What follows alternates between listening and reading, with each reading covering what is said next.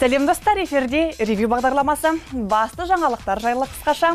Владимир Вайс шәкірттердің көзіне жас алуы немесе Сергей Хижниченкоға бұйырмаған Оскар. Turkvision'де ел намысын қорғайтын орда тобына отандық шоу-бизнес өкілдері қаншалықты үміт артып отыр. Суыған сезімді жылыту қиын. Дегенмен Джоли мен Пит тағы бір картинада ғашықтарды сомдады. Мың арудың арманын айналған серілер Руслан Әбдіразақов пен Дидар Каден бойдақтықпен қоштасты. Кани Уэсттің тәбетін ашып, көңіл төрінен орын алған үнді аруы кім? Қош, аладопқа аңсар ауып, кім чемпион болар деп тағаты таусылғандардың ұйқысы қазір жайлы. Астана чемпиондық тәжді кесе Қайрат вице-чемпионның белбеуін тағынды. Еліміздің екі бас қаласының командалары арасындағы тартыс енді жасыл алаңнан елдің тіл ұшында жалғасып жатыр. Жексенбідегі футбол қойылымынан сан түрлі сезіммен оралған тілшілеріміз толықтырсын. Тәжбен белбеудің арасы бірақ тұтам ғой. Футболға тәбеті 24 сағат ашық жанкүйердің өткен жексенбіде қарны ашқан жоқ. Алматы мен Астанада қатар өткен матчтар ел чемпионатының тағдыры түбегейлі шешілген сәт болды. Елордалықтар Ақтөбеге қарсы тұрса, Қайрат ордабасыны өз алаңында күтті. Көптен бұйырмай келген чемпиондықтың есі мұрынға енді жеткенде Қайраттық жанкүйердің қаны қызды. Футболшыларды қиқуымен қуаттандырып, ұранмен алға сүйреді. Оңтүстік қарсыласта осал емес, ол ордабасы. Қайрат ойын тізгінін лезде қолға алып, өткір шабуылдарға иек арта бастады. Шымкенттіктер Қайраттың алаңына қонаққа келмегені анық. Бірінші тайм бойына қарсы шабуылдап отырды. Қос қарсыластың қалағаны тек гол. Стадионға жиылған жұрт үздіксіз ғаламторға үңіліп, елордада қатар өтіп жатқан матч нәтижесін бақылаумен болды. Әрине, бәске тігілген алтынның құны қымбат. 62-ші минутта алаңнан қуылған Бекдәулет Қожабаевтан кейін ордабасы тағдырын Джорджи Деспотовичтің соққан 2 голы шешіп кетті. Астана мен Ақтөбе арасында әзірге есеп тең. Қайраттықтар үшін үміт оты қайта тұтанып, оларды Премьер-лиганың үздігі атануға 10 шақты минут бөліп тұрды.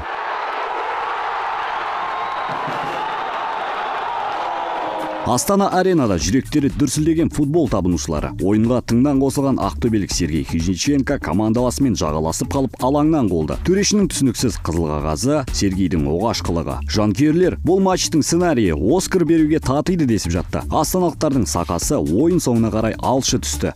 Қара бала Кабананганың қадірі 10 есе аспандап, 87-ші минутта Астанаға алтын тәжді жалғыз голмен сыйға тартты. Сынаптай сырған уақыт, қос қалада екі түрлі тарихи сәт.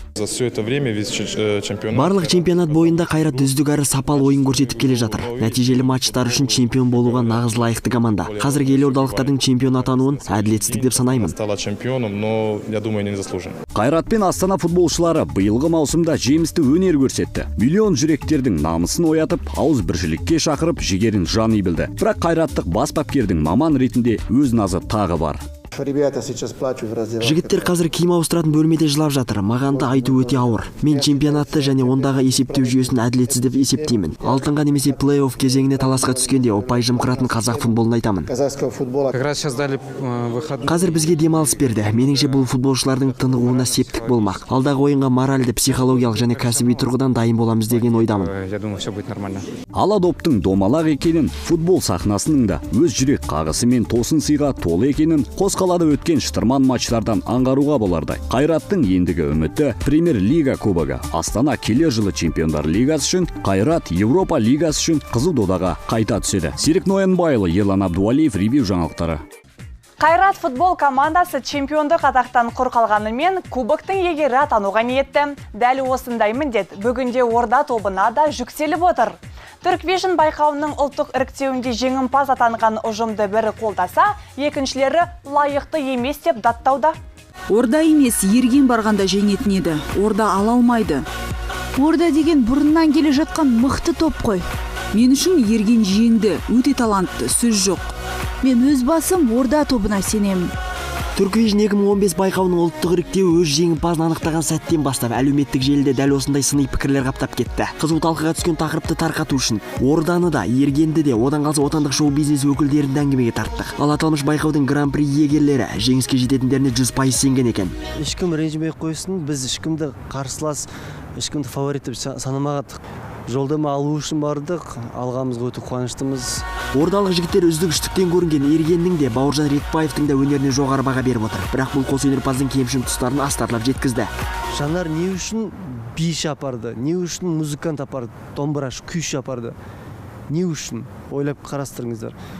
Өйткені ол аз, жай ән айту, тұрып сахнада айту аз. Оған Ерген дайын ба, Бауыржан дайын ба?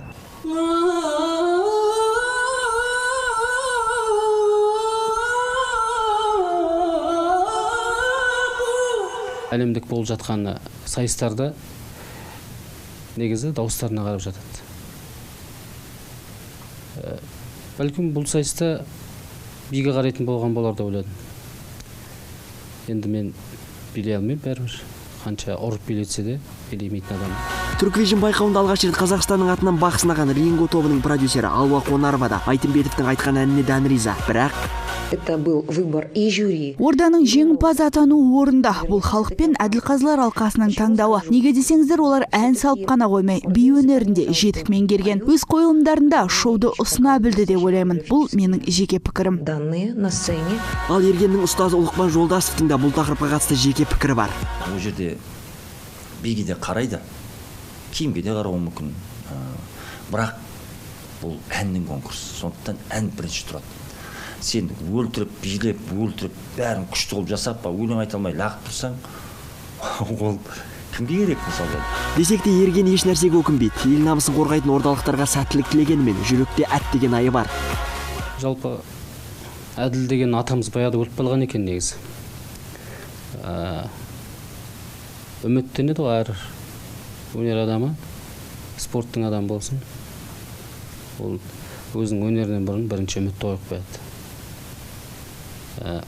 Мен сөйтіп қатты қойып қойдым үмітімді бәлкім. Адам бірақ андай да үміт қою керек екен, мен жеңіп қаламын орта жолда деген. Қалай десек те болар іс болды, бояуы сіңді. Биыл түрік елдер арасында өтетін ән байқауында қазақ елінің намысын Орда тобы қорғамақ. Серік Қазаязбаев, Рысбай Ақыш, ревью жаңалықтары. Актриса Лидия Каденова әкем театр қызметкерлерімен тамаша тарландары және шоу-бизнес саңлақтарының басын қосып, ұлан асыр той өткізді. Төбе көрсеткен жұлдыздардың өзі 500-ден асып түскен ерекше думан біздің камера объективіне де ілінді. Лидия Каденова жалғыз ұлының үйлену тойында ақ түйенің қарны жарылуы тиіс деп шешкен. Ең қымбат мейрамхананың төріне қазақ өнерінің кіл мықтыларын жайғастырып, өзі ұйымдастырушы, өзі той иесі, күтуге шыдамы жетпеген сәтте даяшы да болып кетті. Өз күшіне ғана сеніп қалған әдетінен келінді болса да ажырай алмай келе жатқанға ұқсайды. Мен айтам, балам, мен енді бұрын үйреніп қалған жерім, үйреніп қалған заттарым басқа жерге қойылса бір сөйлеп қалу мүмкін. Сөйлегенде мен мынаны былай болу керек, мынаны былай болу керек. Артық айтпайын, балам, әуелі үйреніп ал, одан кейін бәрін саған тапсырам. Көптен күткен ұлы тойдың маңыздылығын арттыру біздің де парызымыз деп шешкен Дидардың үзеңгілестері құда күту, табақ тарту, той бастар үлестіру сынды міндеттерді мойнына жүктепті. Тойға шақырған кезде жасыратын жоқ, көбі кетіп қалады ғой. Лидия апайымыз аяғына дейін билеп, той бастарды таратып, жан-жағына әңгімесін айтып, күлдіріп, билеп, осы ішексілегіміз қатар. Құдаларды шақырып, сөз кезегін берейік деген кезде Дидардың жолдастары жүгіріп келіп, шетінен бүйтіп шақырып атты, бір-бір құда. Ол көргенділік. Дидардың жолдастарының көрегенділігі. Демек, біздің Дидар да сондай деген сөз. Анасынан актерлық, ал әкесінен әншілік өнерді аманаттап алған Дидар Каден бұған қоса колледж басшысы, концерт пен телевизиялық жобалардың жүргізушісі қызметтерін қоса алып жүр. Бірнеше кеменің басын ұстау күйеу жігіттің қолынан қаншалықты келеді, әріптестерінен сұрап көрген едік. Мен енді оны әнші ретінде емес, актер ретінде қабылдаймын. Бірақ мен ол кісіні өзім шынымды айтсам, жүргізуші ретінде көрем. Дидар жақсы ұйымдастырушы мысалға, басқармашы деп айтуға болады. Қолынан келсе жасасын, бәріне де үлгірсін, өнерін де алып жүрсін, басқасында басқарып жүрсін деген сияқты. Сондықтан одан ол ұтпаса, жаңағыдай жеңілмейді деп ойлаймын. Өнер әлемінің бал қаймақтарынан бата алып, тілеулес болған жандардың лебізін тыңдап, шаңырақ көтеру салтанаттарының ерекше өткеніне қуанған жас жұбайлар мұның өтеуі сыртымалға, іші жанға толы берік отбасы болады деп сендірді. Анама осындай келін сыйлағаныма өте қуаныштымын. Бұл мен үшін бір белес, осы белесті өтіп, Құдай қаласа енді елге елеулі, халқына қалаулы жанұяның бірі болуына тырысамыз. Өзіміз айтамыз, осы 4 баламыз болса 5-шіні асырап аламыз деп.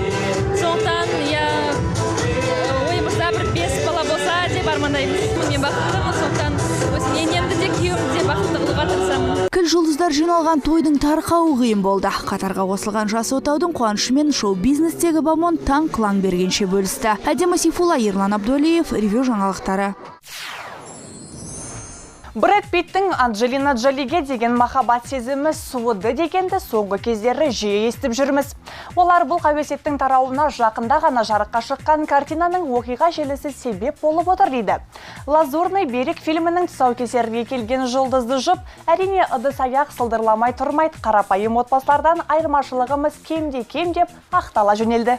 Араға 10 жыл салып, мистер және миссис Смит тағы бір картинада ғашықтарды сомдайды, тек бұл жолы махаббаттың алаулаған ыстық оты драмаға ұласыпты. Бұл көрсетілімнен кейін Джоли Питт шаңырағы шайқалды деп күллі әлемге жар салған сары басылым тілшілерінің қауесеттері расталғандай. Себебі жұлдызды жұп фильм желісі біздің өмірдің көрінісі деп ашығын айтты.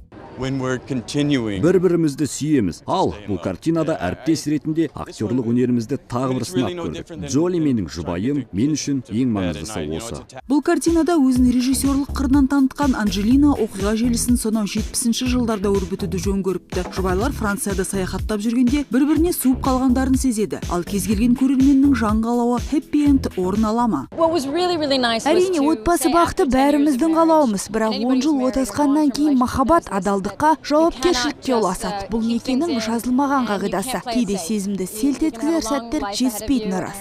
Дегенмен актрисаның сөзіне күмән келтіргендер де табылды. Жанкүйерлерінің меңзеп отырғаны Джолидің арықтығы. Бүгінде актрисаның салмағы небәрі 40 келі. Тек күн санап солып бар жатқан жан шынайы бақытты ма деген сауалды көпшілік тіке қоюға жүрексінді. Mercedes-Benz Fashion Week-тің отандық сән апталықтары арасында көш бастайтын күні қыр астындасында. Себебі ең беделді дизайнерлер топтамаларын дәл осы апталық аясында таныстыруды жөн санайды. Оның үстіне сән сахнасының төрінен әлемдік деңгейдегі модель Алена Субботинаның көрінуі бұл шараның мерейін өсіріп жіберді. Қазақ Girls лақабатымен әлем сән индустриясын бағындырып үлгерген Алена Субботинаны отандық подиумға шығару Леонид Жерстовқа оңайға соқпапты. Сәнбикені елге алдыруды өткен қыста жоспарлап таныстыратын образында ұзақ ойластырған. Нәтижесінде модель мен дизайнер топтаманы түгел бірігіп жасап шығыпты. Жылға жуық келіссөздер жүргізілді. Топтаманы бірге ойластыруға арадағы қашықтық кедергісін келтіре алған жоқ. Көріп тұрғандарыңызда мен мақсатыма жеттім. Алена тығыз кестесінен тек бір тәулік уақыт тапты. Бұл серіктестік Жерстов мырзаға пиар болса, Субботина үшін туған жерінде іс атқарудың бастамасы көрінеді. Қазақстанда жұмыс жасауымның бұл алғашқы қадамы. Енді тағы 2 жобаны іске асыру үшін келісімімді бердім. Оның біреуі елімізде сәнбикелер агенттігін ашпақпыз. Әзірге егжей-тегжейлі баяндамай-ақ қояйын. Сәт сағаты жеткенде біле жатарсыздар. Mercedes-Benz Fashion Week-тің тағы бір жаңалығы. Дизайнер ретінде танылып, фэшн-фотограф ретінде талантын шыңдай түскен Ян Рейдің сән сахнасына қайта оралуы болды.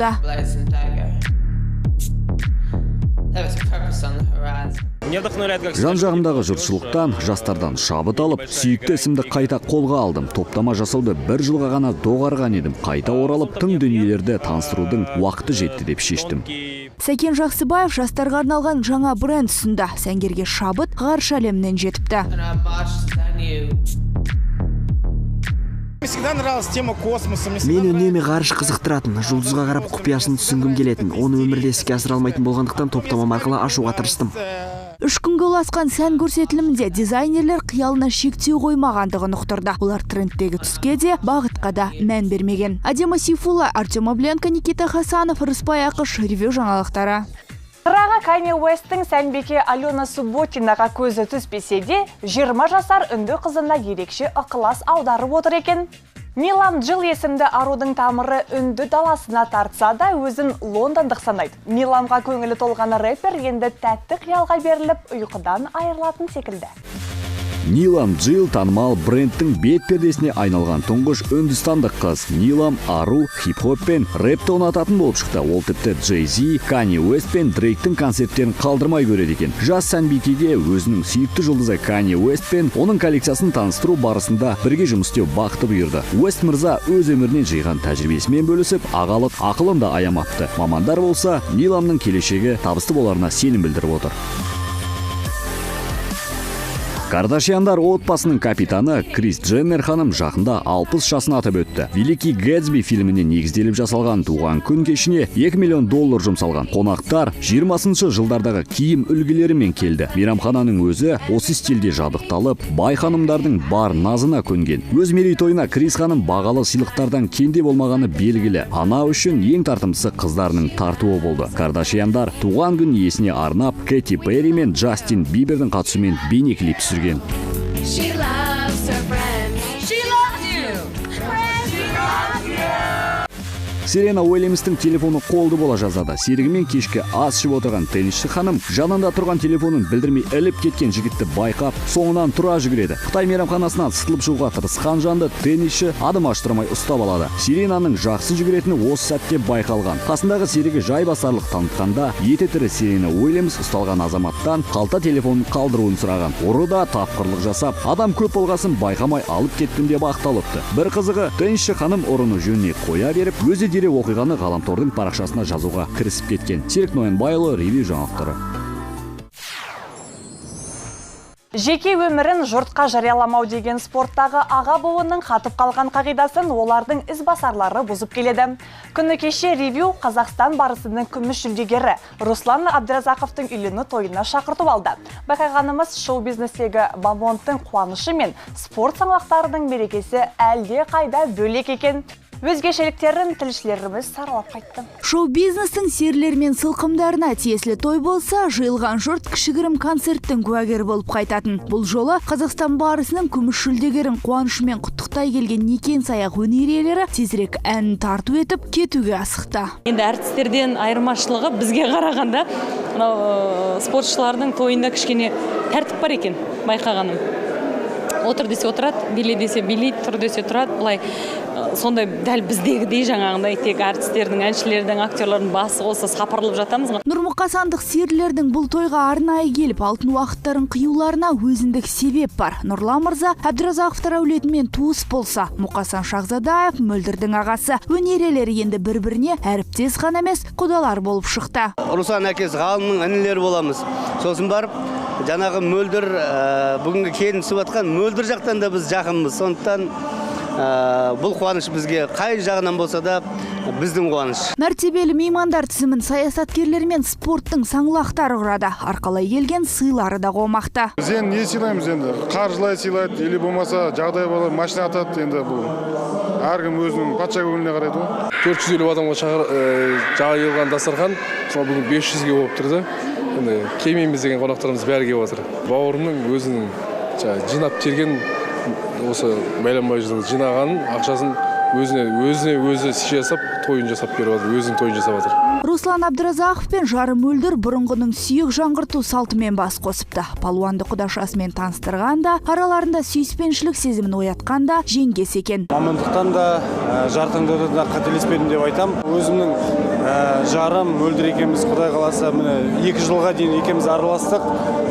Маған ондай ешқандай жаманшылығын да көрмедім. Ағамның балдызын алып отырмын, сондықтан мен өте бақыттымын. Шаңырақ көтердім деп, күйеу жігіт қазақ күресімен бір жола қоштасып кетпек емес. Ол Қазақстан барысы белбеуіне қол жеткізіп, көздеген белестерін бағындырмайынша спортта жүрмек. Жас келін бұл мақсаттар орындалғанша көп баланың анасы атануға уәде берді. Адема Сейфулла, Юлдаш Құдайбергенов, ревью жаңалықтары. Бүгінге келіп түскен ақпараттар легі осындай. Ал біз сіздермен қоштасамыз, көріскенше аман, сау болыңыздар.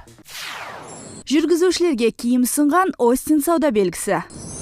Раттық бас бапкердің маман ретінде өз назы тағы бар. Жігіттер қазір киім ауыстыратын бөлмеде жылап жатыр. Маған да айту өте ауыр. Мен чемпионатты және ондағы есептеу жүйесін әділетсіз деп есептеймін. Алтынға немесе плей-офф кезеңіне таласқа түскенде ұпай жымқыратын қазақ футболын айтамын. Қазір бізге демалыс берді. Меніңше бұл футболшылардың тынығуына септік болмақ. Алдағы ойынға моральды, психологиялық және кәсіби тұрғыдан дайын боламыз деген ойдамын. Ала доптың домалақ екенін, футбол сахнасының да өз жүрек қағысы мен тосын сыйға толы екенін қалада өткен шытырман матчтардан аңғаруға болардай. Қайраттың ендігі үміті Премьер-лига кубогы. Астана келер жылы Чемпиондар лигасы үшін, Қайрат Европа лигасы үшін қызу додаға қайта түседі. Серік Ноянбайұлы, Ерлан Абдуалиев, ревью жаңалықтары. Қайрат футбол командасы чемпиондық атақтан құр қалғанымен кубоктың егері атануға ниетті. Дәл осындай міндет бүгінде Орда тобына да жүктеліп отыр. Turkvision байқауының ұлттық іріктеуінде жеңімпаз атанған ұжымды бірі қолдаса, екіншілері лайықты емес деп даттауда.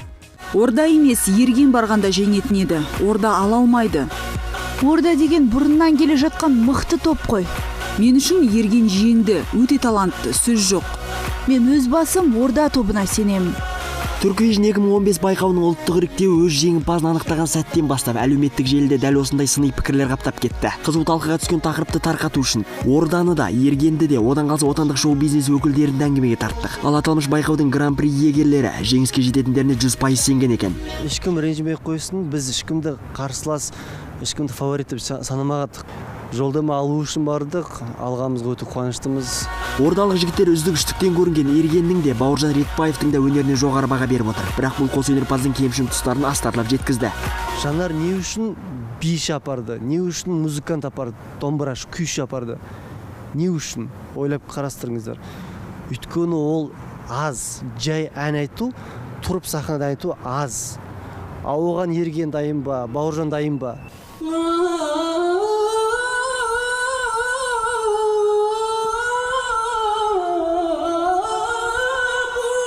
Әлемдік болып жатқан сайыстарда негізі дауыстарына қарап жатады. Бәлкім бұл сайыста биге қарайтын болған болар деп ойладым. Енді мен билей алмаймын бәрібір. Қанша ұрып билетсе де билемейтін адам. Turkvision байқауында алғаш рет Қазақстанның атынан бақ сынаған Ринго тобының продюсері Алуа Қонарова да Айтымбетовтің айтқан әніне дән риза. Бірақ Это был выбор и жюри. Орданың жеңімпаз атану орында. Бұл халық пен әділқазылар алқасының таңдауы. Неге десеңіздер, олар ән салып қана қоймай, би өнерінде жетік меңгерген. Өз қойылымдарында шоуды ұсына білді деп ойлаймын. Бұл менің жеке пікірім. Данные на сцене. Ал Ергеннің ұстазы Ұлықпан Жолдасовтың да бұл тақырыпқа қатысты жеке пікірі бар. Ол жерде биге де қарайды, киімге де қарауы мүмкін. Бірақ Анама осындай келін сыйлағаныма өте қуаныштымын. Бұл мен үшін бір белес. Осы белесті өтіп, Құдай қаласа енді елге елеулі, халқына қалаулы жанұяның бірі болуына тырысамыз. Өзіміз айтамыз, осы 4 баламыз болса 5-шіні асырап аламыз деп. Сондықтан ойымызда бір 5 бала болса деп армандаймыз. Мен бақыттымын, сондықтан осы енемді де күйеуімді де бақытты қылуға тырысамын. Кіл жұлдыздар жиналған тойдың тарқауы қиын болды. Қатарға қосылған жас отаудың қуанышымен шоу-бизнестегі бамон таң қылаң бергенше бөлісті. Әдема Сейфулла, Ерлан Абдуалиев, ревю жаңалықтары. Брэд Питттің Анджелина Джолиге деген махаббат сезімі суыды дегенді соңғы кездері жиі естіп жүрміз. Олар бұл қауесеттің тарауына жақында ғана жарыққа шыққан картинаның оқиға желісі себеп болып отыр дейді. Лазурный берег фильмінің тұсаукесерге келген жұлдызды жұп әрине ыдыс-аяқ сылдырламай тұрмайды, қарапайым отбасылардан айырмашылығымыз кемде кем деп ақтала жөнелді. Араға 10 жыл салып, мистер және миссис Смит тағы бір картинада ғашықтарды сомдайды, тек бұл жолы махаббаттың алаулаған ыстық оты драмаға ұласыпты. Бұл көрсетілімнен кейін Джоли Питт шаңырағы шайқалды деп күллі әлемге жар салған сары басылым тілшілерінің қауесеттері расталғандай. Себебі жұлдызды жұп фильм желісі біздің өмірдің көрінісі деп ашығын айтты. Бір-бірімізді сүйеміз. Ал бұл картинада әріптес ретінде актерлық өнерімізді тағы бір сынап көрдік. Джоли менің жұбайым, мен үшін ең маңыздысы осы. Бұл картинада өзін режиссерлық қырынан танытқан Анджелина оқиға желісін сонау 70-ші жылдарда өрбітуді жөн көріпті. Жұбайлар Францияда саяхаттап жүргенде бір-біріне суып қалғандарын сезеді. Ал кез келген көрерменнің жан қалауы happy end орын ала ма? Әрине, отбасы бақыты бәріміздің қалауымыз, бірақ 10 жыл отасқаннан кейін махаббат адалдыққа, жауапкершілікке ұласады. Бұл некенің жазылмаған қағидасы. Кейде сезімді селт еткізер сәттер жетіспейтіні рас. Дегенмен актрисаның сөзіне күмән келтіргендер де табылды. Жанкүйерлерінің меңзеп отырғаны Джолидің арықтығы. Бүгінде актрисаның салмағы небары 40 келі. Тек күн санап солып бар жатқан жан шынайы бақытты ма деген сауалды көпшілік тіке қоюға жүрексінді. Mercedes-Benz Fashion Week-тің отандық сән апталықтары арасында көш бастайтын күні қыр астындасында. Себебі ең беделді дизайнерлер топтамаларын дәл осы апталық аясында таныстыруды жөн санайды. Оның үстіне сән сахнасының төрінен әлемдік деңгейдегі модель Алена Субботинаның көрінуі бұл шараның мерейін өсіріп жіберді. Қазақ Girls лақабатымен әлем сән индустриясын бағындырып үлгерген Алена Субботинаны отандық подиумға шығару Леонид Жерстовқа оңайға соқпапты. Сәнбикені елге алдыруды өткен қыста жоспарлап таныстыратын образында ұзақ ойластырған. Нәтижесінде модель мен дизайнер топтаманы түгел бірігіп жасап шығыпты. Жылға жуық келіссөздер жүргізілді. Топтаманы бірге ойластыруға арадағы қашықтық кедергісін келтіре алған жоқ. Көріп тұрғандарыңызда мен мақсатыма жеттім. Алена тығыз кестесінен конкурс, сондықтан ән бірінші тұрады. Сен өлтіріп, билеп, өлтіріп, бәрін күшті қылып жасап, өлең айта алмай лағып тұрсаң, ол кімге керек мысалы? Десек те ерген еш нәрсеге өкінбейді. Ел намысын қорғайтын ордалықтарға сәттілік тілегенімен жүректе әт деген айы бар. Жалпы әділ деген атамыз баяғыда өліп қалған екен негізі. Үміттенеді ғой әр өнер адамы, спорттың адамы болсын.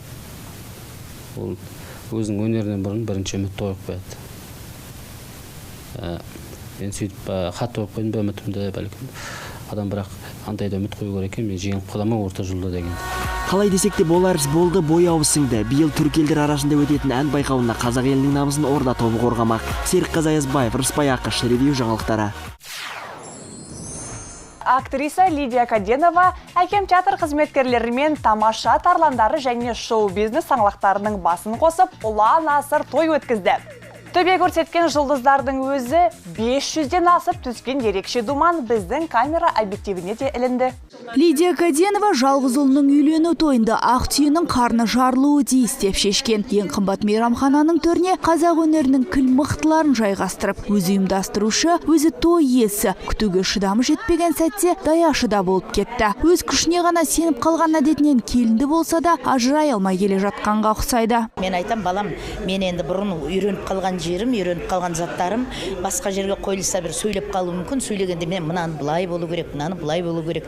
Артық айтпайын, балам, әуелі үйреніп ал, одан кейін бәрін саған тапсырам. Көптен күткен ұлы тойдың маңыздылығын арттыру біздің де парызымыз деп шешкен Дидардың үзеңгілестері құда күту, табақ тарту, той бастар үлестіру сынды міндеттерді мойнына жүктепті. Тойға шақырған кезде жасыратын жоқ, көбі кетіп қалады ғой.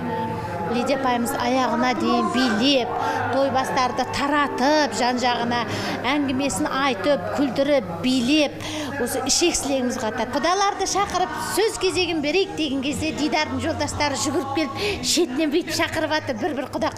Ол көргенділік. Дидардың жолдастарының көрегенділігі. Демек, біздің Дидар да сондай деген сөз. Анасынан актерлық, ал әкесінен әншілік өнерді аманаттап алған Дидар Каден бұған қоса колледж басшысы, концерт пен телевизиялық жобалардың жүргізушісі қызметтерін қоса алып жүр. Бірнеше кеменің басын ұстау күйеу жігіттің қолынан қаншалықты келеді, әріптестерінен сұрап көрген едік. Мен енді оны әнші ретінде емес, актер ретінде қабылдаймын. Бірақ мен ол кісіні өзім шынымды айтсам, жүргізуші ретінде көрем. Дидар жақсы ұйымдастырушы мысалға, басқармашы деп айтуға болады. Қолынан келсе жасасын, бәріне де үлгірсін, өнерін де алып жүрсін, басқасында басқарып жүрсін деген сияқты. Сондықтан одан ол ұтпаса, жаңағыдай жеңілмейді деп ойлаймын. Өнер әлемінің бал қаймақтарынан бата алып, тілеулес болған жандардың лебізін тыңдап, шаңырақ көтеру салтанаттарының ерекше өткеніне қуанған жас жұбайлар мұның өтеуі сырты малға, іші жанға толы берік отбасы болады деп сендірді. Бір тәулік уақыт тапты. Бұл серіктестік Жерстов мырзаға пиар болса, Субботина үшін туған жерінде іс атқарудың бастамасы көрінеді. Қазақстанда жұмыс жасауымның бұл алғашқы қадамы. Енді тағы 2 жобаны іске асыру үшін келісімімді бердім. Оның біреуі елімізде сәнбикелер агенттігін ашпақпыз. Әзірге егжей-тегжейлі баяндамай-ақ қояйын. Сәт сағаты жеткенде біле жатарсыздар. Mercedes-Benz Fashion Week-тің тағы бір жаңалығы. Дизайнер ретінде танылып, фэшн-фотограф ретінде талантын шыңдай түскен Ян Рейдің сән сахнасына қайта оралуы болды.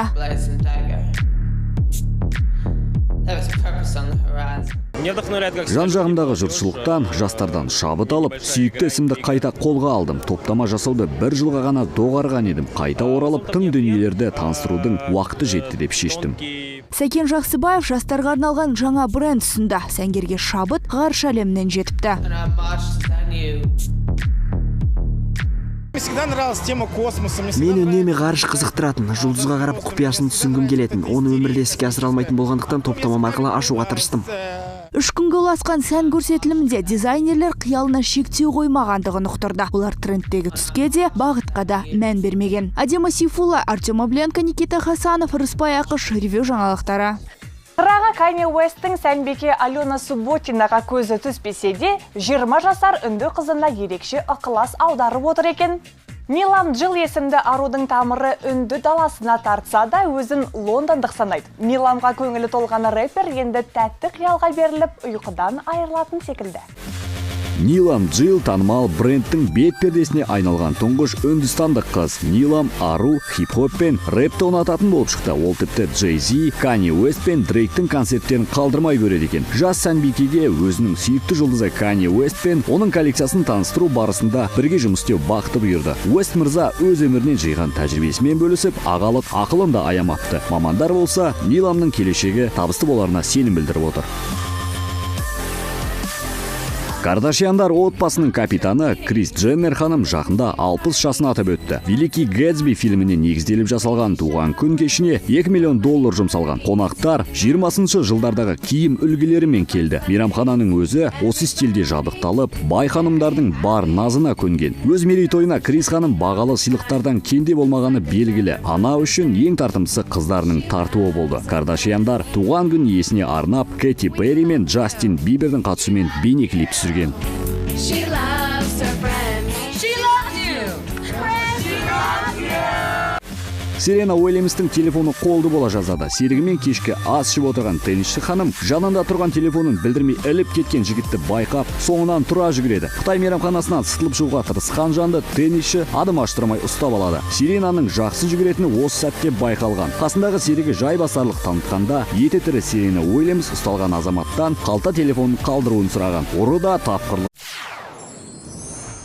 Сәлем достар, эфирде ревью бағдарламасы. Басты жаңалықтар жайлы қысқаша.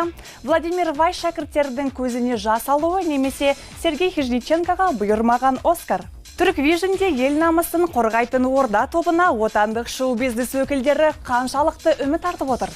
Суыған сезімді жылыту қиын. Дегенмен Джоли мен Пит тағы бір картинада ғашықтарды сомдады.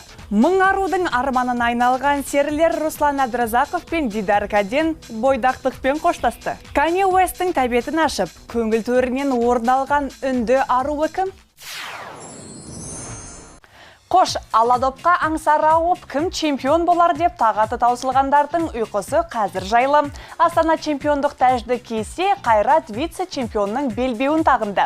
Еліміздің екі бас қаласының командалары арасындағы тартыс енді жасыл алаңнан елдің тіл ұшында жалғасып жатыр. Жексенбідегі футбол қойылымынан сан түрлі сезіммен оралған тілшілеріміз толықтырсын.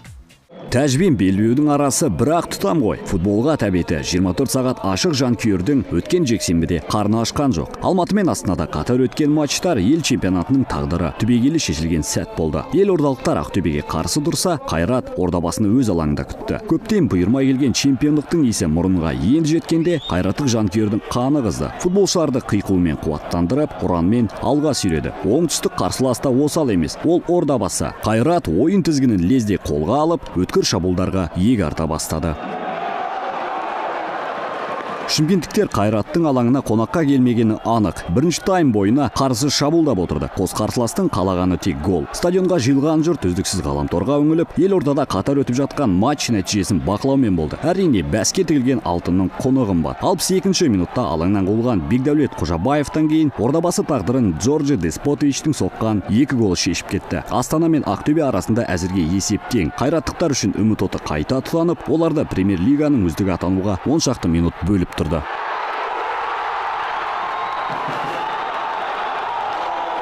Астана аренада жүректері дүрсілдеген футбол табынушылары. Ойынға тыңнан қосылған ақтөбелік Сергей Хижниченко командаласымен жағаласып қалып алаңнан қолды. Төрешінің түсініксіз қызыл қағазы, Сергейдің оғаш қылығы. Жанкүйерлер бұл матчтың сценарийі Оскар беруге татиды десіп жатты. Астаналықтардың сақасы ойын соңына қарай алшы түсті. Қара бала Кабананганың қадірі 10 есе аспандап, 87-ші минутта Астанаға алтын тәжді жалғыз голмен сыйға тартты. сынаптай сырған уақыт, қос қалада екі түрлі тарихи сәт. За все это время весь чемпионат. Барлық чемпионат бойында Қайрат үздік әрі сапалы ойын көрсетіп келе жатыр. Нәтижелі матчтар үшін чемпион болуға нағыз лайықты команда. Қазіргі елордалықтардың чемпион атануын әділетсіздік деп санаймын. Стала чемпионом, но я думаю, не заслужен. Қайрат пен Астана футболшылары биылғы маусымда жемісті өнер көрсетті. Миллион жүректердің намысын оятып, ауыз біршілікке шақырып, жігерін жани білді. Бірақ